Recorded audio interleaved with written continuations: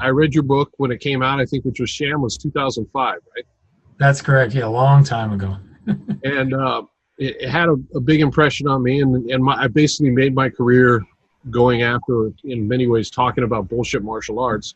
Right. So, a lot of what you were talking about resonated with me and gave me, it also validated some, like, just visceral kind of feelings I had about guys like, for example, Tony Robbins, right?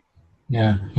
And I was thinking about this especially over the last year, but it seems now it's been 16 years ago, and it seems like a lot of the stuff you were talking about in SHAM is even more important now, and it seems like everything you were pointing out about the problems that were going to occur have magnified. If anything, you probably understated it, predicted what would happen. So I don't know if you agree with that or not, but I thought a good place for us to start real quick was just, for those who haven't read the book, just kind of real quick what your thesis was on it. Well, we have two generations now, at least, that have been raised on a pair of theories. One is that you and everything that you think and feel is the most important thing in the world. And the second half of that is that if you visualize it, if you really invest yourself in your own beliefs and your own wants for your life, they will somehow magically occur. To go to the first point, you are the most important thing in the world. There's a school district I talk about in the book in the South, a terrible school district. Their grades, their performance is near the bottom of the chart, and yet they have a mirror, a full-length mirror. When students walk off the school bus every day, the first thing they see is themselves in this mirror with an inscription: "You are now looking at the most important person in the world." And then as far as the second thing, and that has not made any difference in the grades, by the way, the grades still suck. The second thing is, you may recall the book The Secret, which was this big cultural phenomenon a few years ago, and that was a very explicit articulation of the second theory, which is believe it, achieve it. Right. That if you send the right vibes out into the world, you will be rewarded with this. And we have these two generations that have been brought up on these twin theories, both of which are patent BS. And I think that you made the point that it may be all relevant now. Look around us. We have a terrible epidemic of depression and suicide, especially among young people. And I think what you're seeing that those theories that they were raised on, that it's all about you and that life will somehow arrange itself to your needs. And we see this in the snowflake movement in college too, where students can't tolerate anything that disagrees with what they believe. I think that's all. The chickens are coming home to roost, and these people are realizing life ain't that simple. It's not all about what's up here. Mm-hmm. It's about competency, and you see this in your realm. I mean, I grew up in an Italian neighborhood. I don't mean to be ramble, but a lot of guys who had that macho swagger, they thought they were real tough guys until they ran up against somebody who could really handle himself. And then you realize it's not just all about this BS bravado. It's about being trained in the specific competencies that produce confidence because you can actually do something. So the theory of the book was that we've raised people on this idea that it's all in your head, and people like you mentioned, Tony Robbins, having these seminars and these conclaves where they collect, millions and millions of dollars per seminar, and this is considered a cultural truth. And it simply isn't so. You know that as well as I do. Yeah. You mentioned one of the things you talked about in the book before was like people getting, and I've seen this in my own experiences. People get these like almost adrenaline hits from motivation, and it lasts for a short period of time, and then of course it wears out, and then they have to go back and get another one, which is why there's such a repeat market for this kind of stuff. Right. But we did a survey at Men's Health magazine where I worked. The most likely buyer for a self-help book, we did a lot of self-help materials, was someone who bought pretty much the same exact book 18 months ago because the adrenaline shot wore off and they needed to go out and get that new injection, Exactly. So what do you say to somebody who says, well, and I've run into this quite a bit myself, but when we talk about somebody like Tony Robbins, they'll say, well, what's the harm? He's just motivating people, to go out and try and live their best life. The harm is that making people feel better about a problem is not the same as solving the problem. The harm is that making feel that you can believe your way out of a problem is leading people down a false road. It's like I watch American Idol. I still get a kick out of the early episodes where all of these children who were raised by what we call helicopter parents to think that they're so wonderful and special at everything, suddenly they're in front of a panel that actually has to judge them on their singing ability, and they don't have the talent that they were led to believe they have. So what do I do now? You have a generation of people who are raised without a plan B because they're so fully invested in the idea that if they just believe enough in plan A, it will happen. And as you and I know, there's only one shortstop for the New York Yankees. No matter how many people want it, there was only one Derek Jeter, no matter how many people who wanted to be him. You don't just get there by believing it. You have to learn the steps, and especially education. You have to learn your way through. You have to learn specific competencies that will prepare you to succeed. That's the harm, is that people want to skip those intervening steps and just jump right from the belief to being on that Olympic platform, and that's not the way life works, Right. How do you see that? Do you see that playing out? Let me ask you in a different way. Do you think that that's playing out right now as we speak with our politics? Oh, absolutely. I look at the tribal culture. We live in a no compromise world. So you have all these people who think, I believe the right thing. This thing that I believe is the thing that should happen. If you believe the other thing, you're just patently wrong. There is no middle ground. In fact, now you can be canceled for simply talking to the other side. I work in the realm of academia and media, and there are people in my realm who are not, even at a cocktail party when you're all just sort of having fun, you're not allowed to voice certain ideas because it's not the authorized idea of your tribe. And I think that's I don't know how we get to solutions if the two sides won't even talk to each other. I think that's a large part of why we have this political divide. This idea that I'm right and you're wrong and I'm good and you're evil. And I think that directly flows from this whole notion of being taught that it's all about you. Mm-hmm. Mm-hmm. When did you notice that hitting academia? Oh, gee, look, academia has always been a left-leaning institution. Sure. But it used to be more tolerant, of this idea of academic freedom. But it's now, like, I probably shouldn't even say this on tape, but, I believe ideally in a diverse world. I'd like to see everybody succeed equally. I don't believe in the idea of micromanaging diversity. I don't think that it's fair that because I'm white or somebody else is Asian, we get pushed to the side so that you can satisfy some numerical quotient. But this idea is so entrenched now that you cannot even raise opposition to it. If you raise opposition to it, it's not even that you have a difference of opinion, and it's not even that you're wrong. It's that you're racist. There's all these labels applied to people who don't believe the authorized way of thinking. Mm-hmm.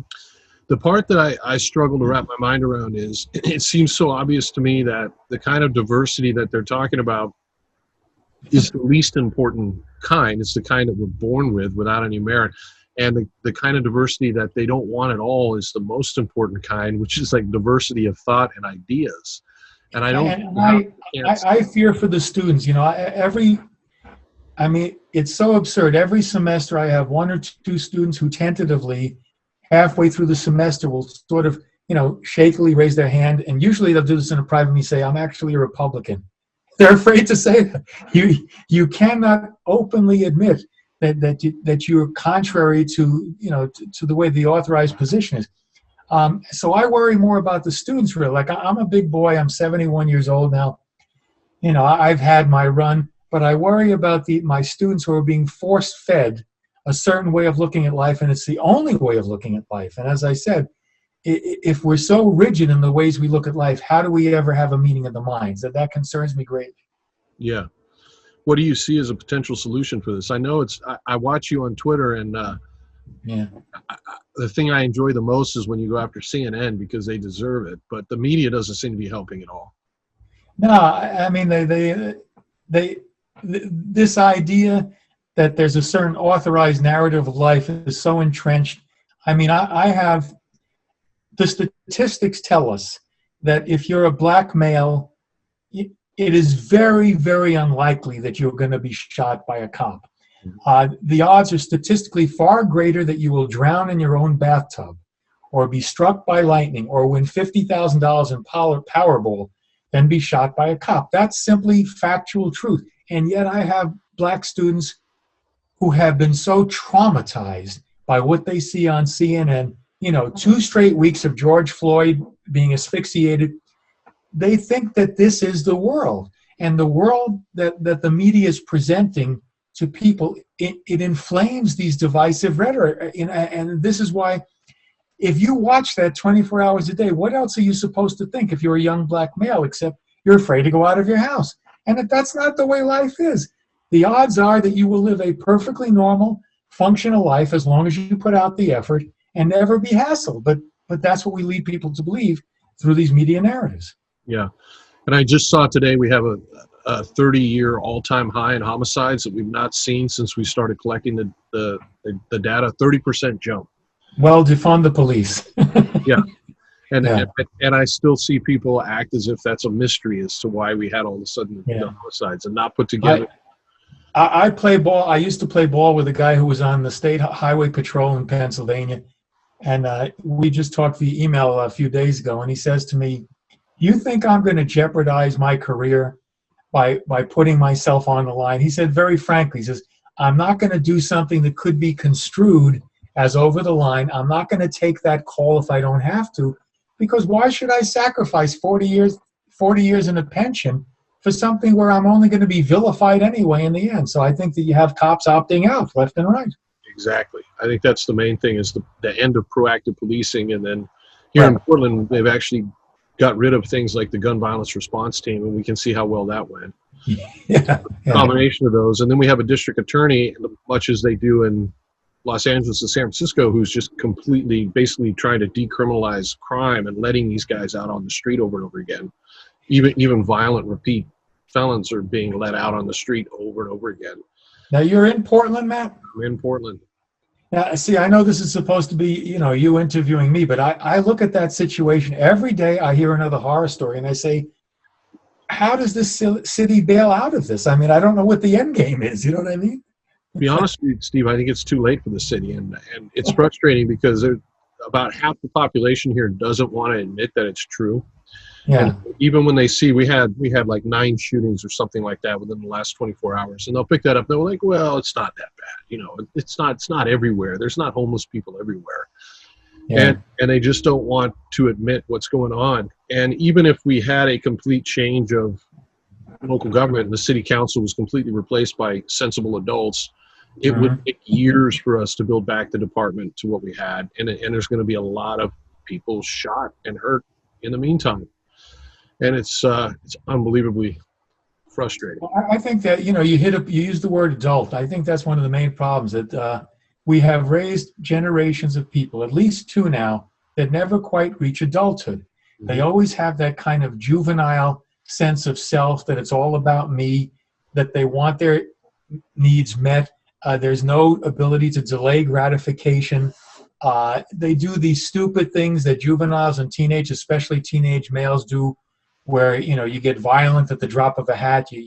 And I think that I don't know the way out. I really don't know what's going to have to happen unless it gets to a point of such excess that it just becomes obvious to everybody that we need to make a major correction. But I don't think we're there yet, unfortunately. No. Where do you think, so in SHAM, you're pointing out some of the self-help gurus and the role that they play in it, but they got it, like, Tony Robbins is not that much older than I am. So where did they pick it up from? Is this all a byproduct of the 60s? Yeah, I think a lot of it has to do with the Vietnam era, the distrust of orthodoxy, this war that we were led into that didn't seem to have the usual outcome that we expect from American fighting in war, the way veterans were treated when they came back, just a terrible period. All of our icons were trashed. The flag was burnt in the streets. All the things that we used to rally around and everybody sort of universally respected was suddenly the counterculture. Everything was turned upside down. Plus, you had so many people who were so psychologically homeless, doing drugs, trying to find a guru. You remember the Beatles and Maharishi Mahesh Yogi. So everybody was looking for something to latch onto that would give them a firmer sense of identity. And then you had people publishing. You remember the book "I'm Okay, You're Okay"? Mm-hmm. the basic thesis of the book, I'm okay, you're okay, was that nobody's okay, and that we're all damaged, that we were damaged as children helplessly by this one institution that we all grew up thinking was something good, the family. They blamed everything on the family dynamic. So we're all victims of our upbringing in the family, and you need to be empowered. You need to be shown the way through. So they took people who felt powerless and victimized and overcorrected the other way, saying you have to be omnipotent. You know, it's all about you trust in yourself and you reach the promised land. And I think that's a large part of why we're in this predicament. Yeah. You never reach an adulthood. An adult eventually realizes that you can't have everything exactly your way. We train people to think they can. And this is why the college students do some of the insane things that college students do nowadays. You know? Right. Yeah, you do make a good point. It's somewhat counterintuitive, but in the book, that at the core of all of these self-help philosophies is a kind of this idea that you're corrupt, almost an original sin type. Right. Exactly. That's a very good word for you. And I see the same thing when we're talking about the really dogmatic, like woke left. It's very much religious, and there's an original sin component to it, and they're the savior. Do you think it's basically all just the same thing, just different? Well, yeah, I think that when you have restless people, angry people, they tend to latch on to anything that seems convenient to proving their point. I mean, this business, if you watch what the left says, if you look at some of the leaders of the left, like Alexandria Ocasio-Cortez, there seems to be this contempt for everything that is America, that America is inherently evil, which is so contrary to what the so-called greatest generation believed.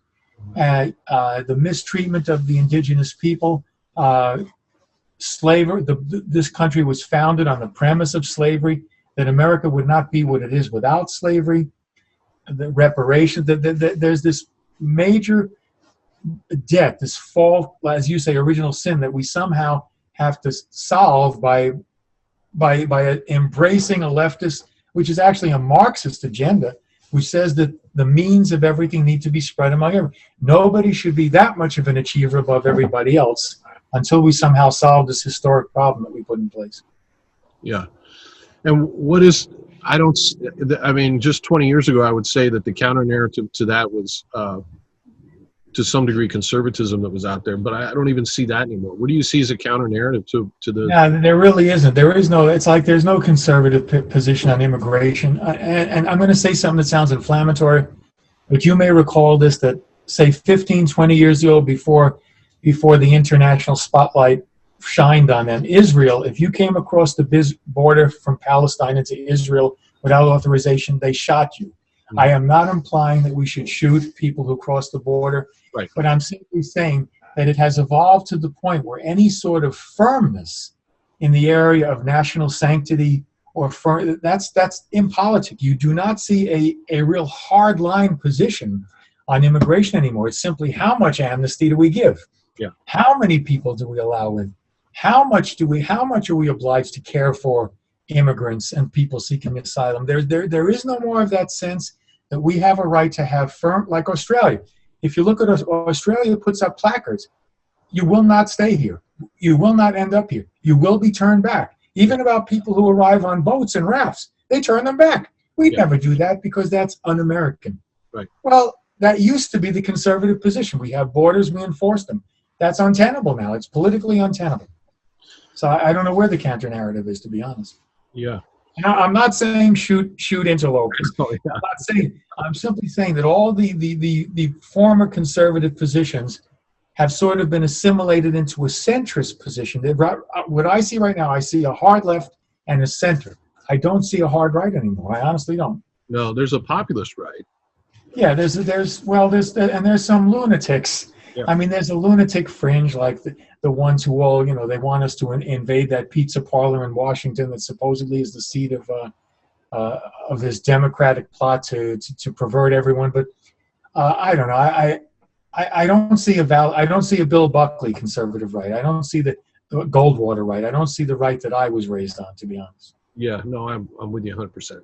Did you see what happened yesterday with the supposed horseback Border Patrol agent supposed Yeah. The whipping. A flashback to the whipping of the slaves. Yeah, I saw that. Turns out it's his reins, and there's video. He never whipped Right. anybody. Yeah. But no one in the media, this is probably my biggest gripe of all, is how easy, it reminded me so much of the Covington Kids. It was so easy to check and see that story wasn't true. And as CNN and MSNBC, and they all ran with it anyway, because it's like porn to them. It's like a Border Patrol agent with a whip. It must be, Yeah, and remember how many days that poor kid's smirking face was on TV? Yep. You caught a teenage kid in an awkward moment, and they freeze frame it, and they pick the best shot that most appears to show a smirk, and that's the way they portray him. And that became the entire face of everybody who was not bought in fully to woke liberalism, Yeah. We're all painted with that same brush. We're all racist, bigots, and we smirk and sneer at the people that we consider beneath us, which was not at all the case, as you know. No. Plus, I got to tell you, Matt, man to man, if somebody that I didn't know walked up to me and started beating a drum in my face like that, I don't know that my reaction would be even as polite as a smirk, to be honest. Yeah. Well, when you hear what those kids were having to listen to with the Black Israelites. Oh yeah, right behind. Yes. But I mean, you teach class in journalism, right? Yeah, correct. Journalistic ethics, the class that no longer has a real world anchor. This is exactly the kind of thing you must be talking about. How can we possibly fix a media that's that lazy? Well, it's like I stress I don't know how I get away with this, but I tell my students on day one, this is going to be a PC-free class. We're going to discuss things statistically. We're going to look for facts, not just narrative. So I try very hard to get students, like, for example, the illustration I gave you about Black Lives Matter. They did a poll among people in Minneapolis, and several people said, they asked them, how many unarmed black people do you think police kill a year? The average was 100, 1,000. Somebody said 10,000. If you look at the stats, in 2019, it was 17. And as you know, Matt, unarmed doesn't necessarily mean not dangerous. You're unarmed right now. I would suspect you're fairly dangerous if provoked. So I force my students to be, they're not allowed to just discuss narrative. They have to prove their case in a real world way. And I think that I do make some headway, but on the other hand, I'm considered a heretic. Like in my school, I think I'm the only one who even takes that approach. I know that there are a couple other people who look at life more from a centrist or a right lens, but they don't actually teach that way because they have tenure at stake. And there's a lot of pressure. I mean, if you're 40 years old, 45 years old, you have a $160,000 salary in the balance. You don't want to make waves. It's just the way it is nowadays. And to me, what you're describing isn't looking through a right-wing lens. You're looking through a data-driven lens. It's critical thinking. Yeah. And there's an exercise we do called the veil of ignorance, where I'll take my white students are forced to try to assume the role of a black student and actually get into that character, and my black students are forced to assume the role of a white cop coming up upon a car where he has no idea who's in there and what the risk may be. And we kind of talk this through, but in most settings, you're not allowed to do that. I speak to a couple of people highly placed in media. Let's talk about just COVID, for example. We do hear anecdotal cases of people who have a bad reaction to the vaccine. We hear people, young women especially, anecdotal cases. People develop blood clots. It screws up their menstrual cycle. I said, do people not deserve to hear this? And my friend in media says, no, because if we tell them those facts, it's going to cause even more reluctance about getting the shot. I said, but what is our job as media? Is it to sell an agenda, or is it to equip people with the facts to make their own decisions? He says, no, this is too big for that. This is so big that we have to make sure that everybody's on board. And if that's the media attitude, how do you fight that? Yeah, and I would offer that attitude. I think people know when the media is not telling them something, and that attitude is what's led more people to not get the vaccine than anything else, because they don't trust the media. Exactly. Back when Donald Trump, when it still looked like Hillary was going to defeat him, and you remember all the polls there. Yeah. a Pulitzer Prize winning journalist that I cannot identify, but he's a Pulitzer Prize winner, said to me, the danger that Trump represents to America is such that we need to suspend media ethics. It doesn't matter how we do it or what we do. The only thing that matters is to make sure that Trump is defeated. And I said, you're a Pulitzer Prize winner. How do you say that to me?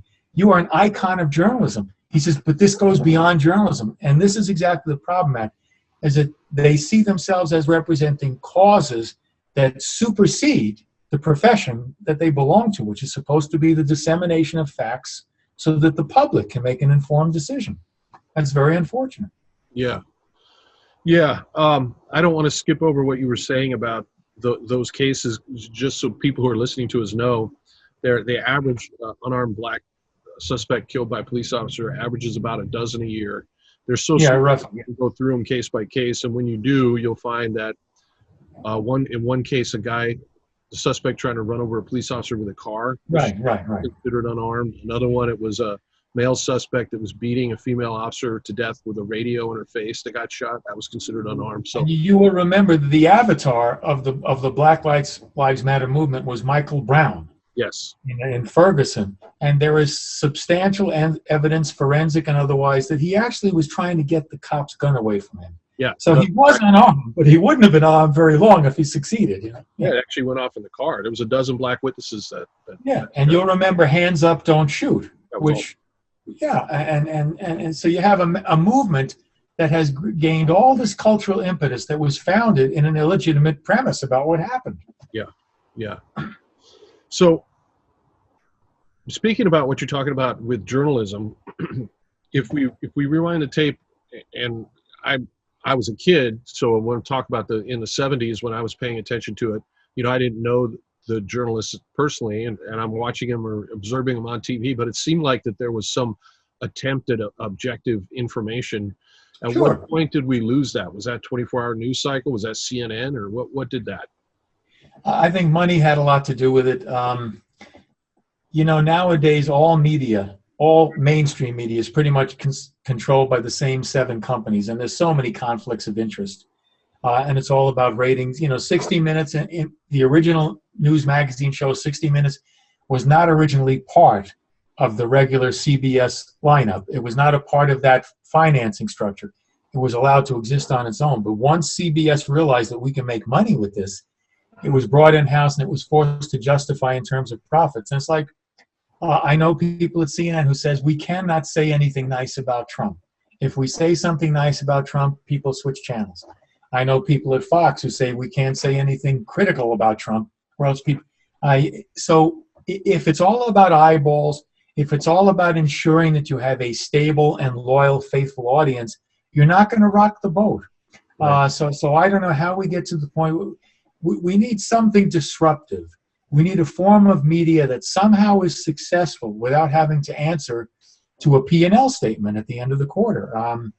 Because the way it is now, they're not going to put on air anything that they know is going to disturb their viewership. And you see how segmented the market is. There's such a bitter competition for every last eyeball that reinforces the status quo. Yeah. I don't know what that would be. What would that media form look like?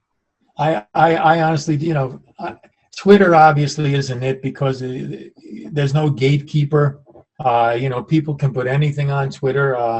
I take a poll of my students at the beginning of the semester. Where do you get your news? And I get students who say Twitter and Facebook, and I say, you got to be kidding me. You're in a journalism program, because there's so much agenda there. There's so many people only see. People think the biggest misconception about media is that when we say it's slanted, that means that they spin the stories. Way before that, it's choosing which stories to put on air. Yeah. And if you don't see stories that run counter narrative, you're going to think there is no other narrative. Right. And this is why I think I said to my high-ranking journalist friend at CNN, when you report on a black person who was killed, should you not at least be obliged to contextualize that and put a numerical face to it and explain to people how rare it is? So, it's not just reinforcing a narrative. It's that you're terrifying the shit out of young black people. Like they watch TV. They see this every night, forgive my use of the word. But and they say, is that my destiny? Is that my future? And I have students that they come in my office in tears.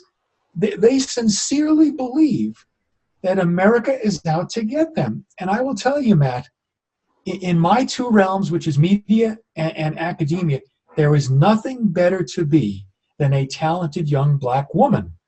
More so than a man, because there's still that prejudice against men generally. But it is not, there is not this horrible, systemically enforced racist agenda. And yet the media lead everybody to believe there is. And it hurts us all. So what did your friend at CNN say when you mentioned that? What was he? He said, well, it's not my job. You know, news is news. And I think what he actually meant to say was, I can't do that. I can't realistically do that because I'll piss off. That's another thing, is that it's like the abortion narrative. I mean, I'm uneasily pro-choice because I feel at the end of the day I have to give that decision to the woman. But you cannot be that way on TV. Why? Because you have 100 career women sitting right next to you in the studio, and they will be so furious at you if you put something on air that challenges the pro-choice narrative. You'll see a revolt in the newsroom.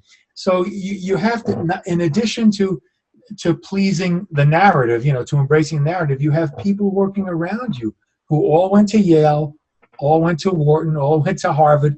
They come out with that same leftist ideology, are very invested in it because of some of the factors we talked about before. And you cannot viably be a conservative in media.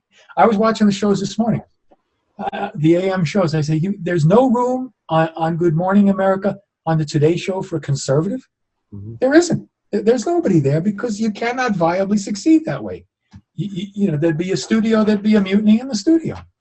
Yeah, that's the part that I struggle with sometimes, because we both know that at least 50% of the population is more conservative. You would think that they'd want to that. So it has more to do with the fact that their own subculture and the people around them than it does actual ratings in that sense, right? And you can apply that to, I worked in Harlem. My first 10 working years were in Harlem. This was back in the 70s when you did not see white people in Harlem except cops and firemen. Lovely. The people I met who, lived in nice apartments were lovely, lovely people. And they used the T word, the thug word. They wanted to get rid of the thugs. We have this perception in this country that Black America is the people that it's all Michael Brown, that it's all George Floyd. The majority of Black people now are moving into the middle class. Yes, it took a long time.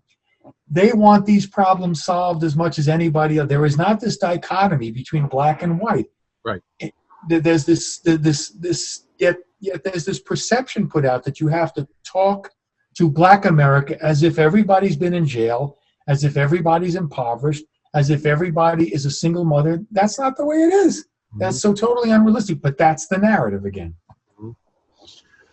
So I hate to keep coming back to this, but I still keep coming back to how's this ever going to get fixed, because you're talking about a problem that begins here in Portland when they're in public school. Yeah. I took my kids out of public school, but they're more of an indoctrination center than anything else now. They go to university and it's just all uniform monoculture, and then they graduate, they move on to a professional career like you're talking about. They're surrounded by everybody that believes the same thing they do, and those are the people who are responsible for our media. How do we ever get out of this mess? As I said, it's going to take something disruptive, something, I hate to use the word cataclysmic, but I would have thought Portland. It's like, to me, Portland seems unsustainable. Right. I hear things about San Francisco that sound very much the same. So I would think you devolve to a point where it collapses of its own weight, and somebody says, look, come on, I thought maybe that might happen with the recall election in California. Yeah, me too. People say we're fed up. That's another thing. I mean, you work all your life, you're a hardworking guy, I'm a hardworking guy. You get to a certain position in life. Why should you be surrounded by homeless tents and people defecating in the street? And yet, it's insensitive to say that. So I would have thought we reach a point where the absurdity is so clear to everyone, but I guess we're not there yet. I don't know what has to happen, honestly. maybe some major lawsuit, like what we're beginning to see now. You're beginning to see people who were canceled in an academic environment who are filing lawsuits. You see men who were unjustly kicked out of school because of Title IX. Is it Title IX complaints where they were accused of something sexual and it was not the case at all? So you're starting to see a wave of lawsuits that is so maybe that's the way, is that there has to be this wave of financial repercussions for always taking the woke point of view. I mean, at the expense of reality. I don't know how else it gets defeated. It's most frustrating to me about the homeless situation, which is rampant here in Portland too, is the people who I talk to, the politicians especially who are involved in creating the problem, constantly want to conflate homelessness with public camping. And so as soon as you say, well, that guy shouldn't be sleeping on a freeway overpass, if you go down to the freeway on-ramps here right by my house, you'll see a group of tents, a bunch of baby carriages and strollers, cars. They park their cars on the on-ramps. And allowing that guy to be there is not the same thing. Like, I don't have to solve homelessness to know that he shouldn't be sleeping on the freeway on-ramp. Right. But that's where they're at. They don't even understand that. It's just, why didn't we see this 4 years ago? And I will just tell them very simply, because we didn't allow it 4 years ago. And it's the sensitivity to the downtrodden is also, I'm just suspicious or cynical enough to think that some of this is premeditated. I think there is a group of people, I think that AOC is among them, who have formally embraced a Marxist lens on how they want society to be re-engineered, and they follow Saul Alinsky and the way that you build impetus for this. So I think that some of it is true believers. They may be misguided, but they are truly woke. They truly do feel like allies to the black cause. And I think for example, to the cause of Black America. And I think you do have a group of people, smaller, who are the ringleaders, who really are purposefully trying to undermine the things about America that you and I think a lot of people value. No, I think that's right. They have the megaphone. They have the media megaphone, which is the problem.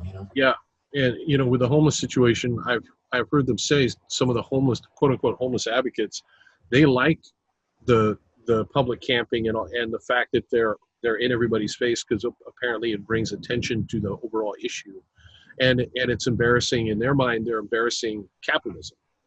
Mm-hmm. So there is a small fringe element like that. And with our district attorney, who was put in place with the intention of decriminalizing a lot of crime and letting people out. So, I mean, that's not an accident. He has a philosophical reason. Mike Schmidt, here, our district attorney, is intentionally letting violent criminals out because that's what he believes he should do for social justice. Violent criminals? Violent criminals. So I give you an example. That surprises even me. Nothing surprises me that much. We had a guy walk into a coffee shop a few weeks ago, grabbed a drink, didn't pay for it. The woman asked him politely to leave. As he walked by her, he hit her in the face, knocked her down. 2 police arrived on scene, a female officer and a male officer. He fought them, rolled around on the ground with them, eventually was arrested. This is his 6th or 7th arrest for a violent attack, and he was released without bail. So well, that's a promising story. I can imagine how that ends, maybe a month or a year from now. Exactly. Well, that's the other tendency that we have now, is where they rationalize everything. I've never heard the phrase public camping, which I think is a delightful euphemism for homelessness. But you remember the guy on the Long Island Railroad some years back, I think his name was Colin Ferguson, who shot people, and they tried to bring up the black rage defense, that he's in a culture where he feels so oppressed and so violent that we sort of should excuse his outbursts, because what can you expect when you constantly, beat down upon a person? I see this throughout society, this attempt to rationalize things that are clearly wrong.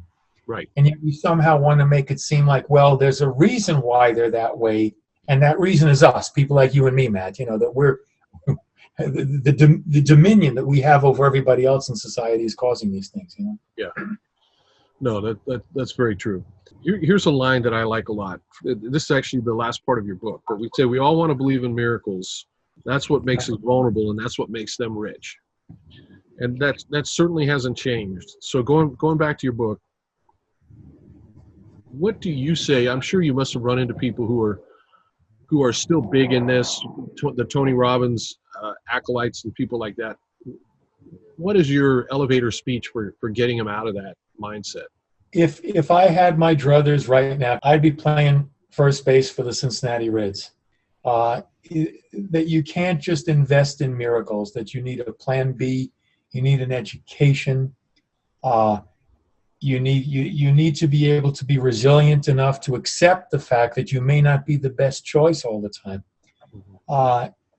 I think the main thing is a plan B, having something to fall back on and being willing to undertake the steps that provably pave the way for success. We still never give up your dreams. Oh, that infuriates me every time I hear that. Never give up your dreams. Okay, if they're dreams, if you want to have this private thing between you and yourself where, you know, when you work out on the treadmill or in your martial arts studio, you know, you have this fantasy image.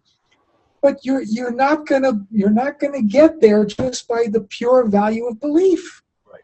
You know, and not everybody can win the gold medal. Not everybody can be Johnny Depp. Johnny Depp is the one who's popularizing this. Never give up your dreams. Keep moving on. Keep moving on. Don't give a S about what anybody says. Just keep going forward with your dream. Yeah, it worked for him. But you can't reason backwards and say because it worked for Johnny Depp, it's going to work for me. It worked for him because he's Johnny Depp. Right. You know, so it's just we can't all do that, you know? Yeah. The other thing that really bothers me about that, and this goes to the question you raised about tribal culture and how do we get past this impasse, the person who believes in never give up your dreams believes that if he doesn't succeed, it's your fault. Right. You are unfairly penalizing him. And we see this, one of the most unfortunate manifestations is incel culture, where you have this community of young men who feel that they're entitled to be with the most beautiful women. And if the women reject them, it's the woman's fault. And this creates a tremendous amount of anger. A guy named Roy Baumeister, I quote him in the book, did a study. You know where you find the highest measured levels of self-esteem and sense of self-ownership? Serial killers, gangbangers, and highly antisocial people, because these are the people who believe the world owes them. Mm-hmm. And if they don't end up living that kind of life, it's the world's fault. So you create truly dangerous people by making them think that their willpower alone will earn them what they want. And if they don't get what they want, it's because somebody is screwing them. Yeah. And that is, we see that all throughout culture today. I'm sorry I was droning on, but no, that's good, and that speaks to what you were saying here. The rise of the demagogue in a nation of lemmings. It's not hard to see how feelings of victimization would make groups of people who share a common form of oppression exquisitely susceptible to the demagogue. Yeah. Do you think that's what happened with Trump? That's a tough one. I think there was definitely a reason for Trump. I'm not analytical enough to know what it is. He represented something to people. I think he represented rebellion. I think he represented a raised middle finger at the swamp in Washington, or what he framed as the swamp. He definitely struck a chord. That chord is still out there. It still coalesces around him. I mean, with everything that's happened, it amazes me that Republican politicians still have to pay fealty to Donald Trump or else they get primaried. I think that is a very unfortunate thing that we see now. I mean, people have gone so far off the deep end just to try to sustain whatever fragile grip they have on their constituency.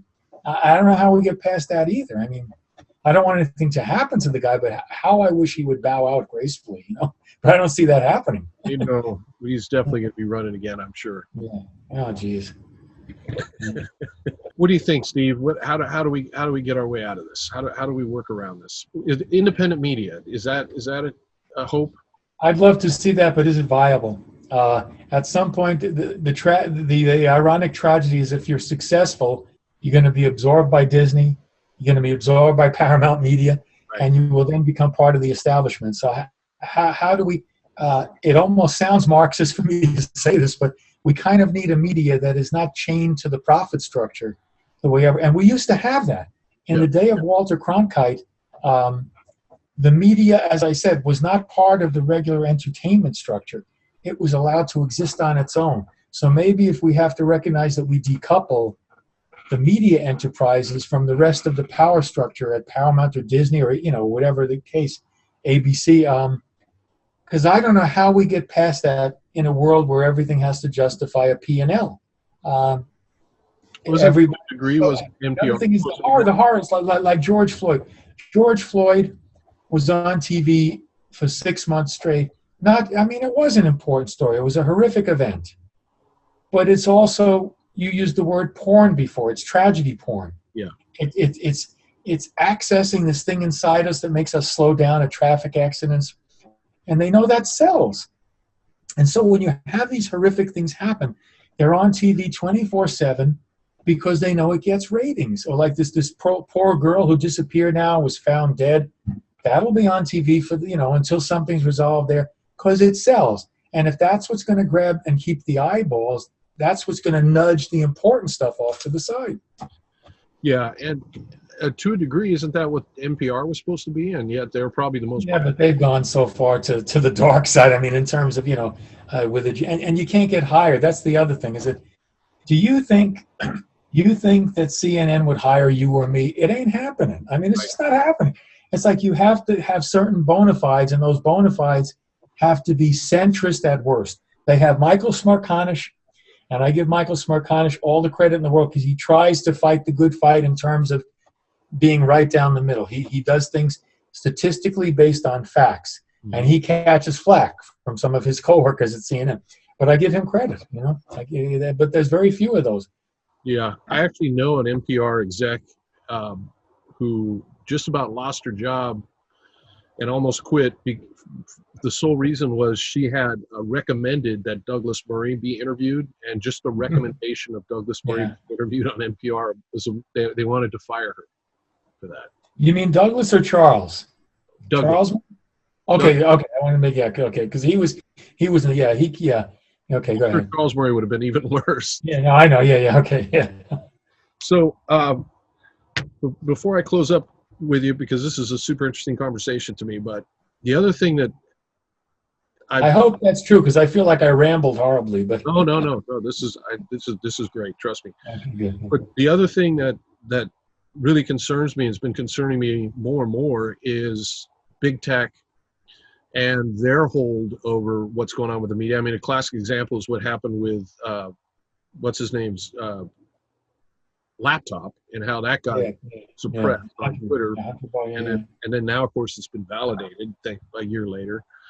And at smaller levels, I have a friend of mine named Rob Wolf, who's just a diet nutrition guy, and overnight, basically 97% of his customer base was just taken from him because he somehow got shadow banned by the media, by Google.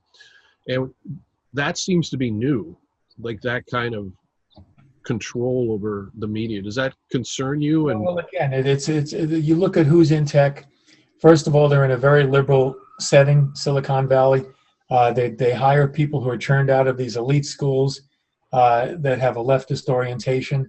And you will remember, I forget, what was the guy's name who Google fired him because he had the audacity to circulate a memo James Damore, in which he said that he said that their partiality towards women was actually a little bit, groundless, and it was unfair to men. Right. And for that, which I think was a reasonable point of view, he was fired.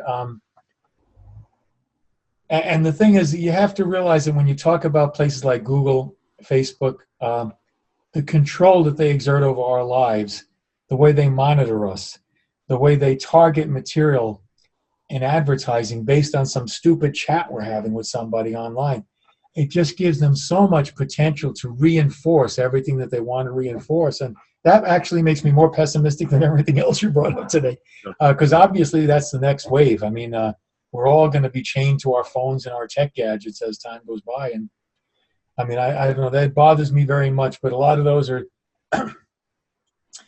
the institutions there reinforce this sense of the cultist mindset. I mean, it's very much a cult mindset you have to have, and they pay you extraordinarily well. So, a few years ago I saw a stat, an intern at Facebook is a $96,000 job. An intern.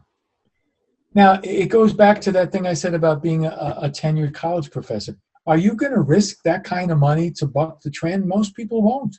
Right. It's just simple self, and then you absorb it. So even if you have some doubts in the beginning, it's like you said, you sort of say to yourself, well, do I really need to pick this fight? do I need to die on this hill now? I'll bring it up another time. And people just drift and become part of the same phenomenon. Right. I thought it was really interesting a couple weeks ago when the White House said openly that they have someone in the West Wing who's working with Facebook to determine what's fake news and not fake news, and nobody Yeah, right. That's talks about it, as if that's supposed to be normal. Do you think yeah. that? Well, also another thing that's very worrisome to me is like we have an initiative now in Las Vegas to really tamp down on COVID misinformation. Mm-hmm. Who decides what's misinformation? Who decides what Matt Thompson is entitled to hear? That is very bothersome to me. I mean, I believe put the ideas out there, and if it's a stupid or horrific idea, most sane people will reject it. I hate this notion that people are too fragile to even hear a bad idea. Let people decide. Absolutely, absolutely. Do you think that might be a place for where we might need legislation in corralling some of these companies like Google? And I hate to say that, because then it's kind of like you're almost, people say, yeah, now you want to censor it the other way. I just would like, I'd like to go back to the fairness doctrine. You remember in network television, you had to be reasonably fair in what you put out over the air. If that does not apply to cable, it does not apply to tech. I'd like to see something like that required them to at least give a token nod to the other side, and not just make it seem like life is all one way. Yeah. Well, that's been almost an hour, and I've had a blast. I don't want to take too much of your time. Is there anything else? I really appreciate this, man. Thank you. Thank you, Steve. You've had a real positive effect on how I think about things over the years. Well, that's nice to hear. I mean, that's the thing. It's like you asked me, how do we get past this? Maybe it's a one-at-a-time thing. I've had students who will write back to me, email me years later, and they'll say, I remember that exercise we discussed in ethics, and I was thinking about it today in light of some new policy they want to have at the company. And they say, you're right. So maybe it's, the onesies and twosies. I'm not trying to make it out that I'm the Messiah. That's not what I mean. Yeah. I keep my personal feelings completely out of the classroom. It's not about me. It's about critical thinking and a numbers game, and not correlating things that don't belong together. That's another thing we do. We jump to correlations. Mm-hmm. Like if they had a stat that said that 78% of women with breast cancer like Snickers, somebody would come out and say Snickers cause breast cancer. Nobody knows how to use data anymore, how to use logic. Right. So I try to keep my class grounded in logic and critical thinking. We'll hope for the best, man. Your students are lucky to have you. Thank you, Steve. I really appreciate it. Thank you, man. I really appreciate it. Thank you for spending all this time with me. I really appreciate it. I don't feel like I was smooth, but I think I got some points out there. So you got some points out, and I thought it was great. I think our listeners are going to love it. I'll send you a link when we put it up. Please do. Thank you very much. Take care of yourself and enjoy the public camping. I will. Take care. Good to talk to you.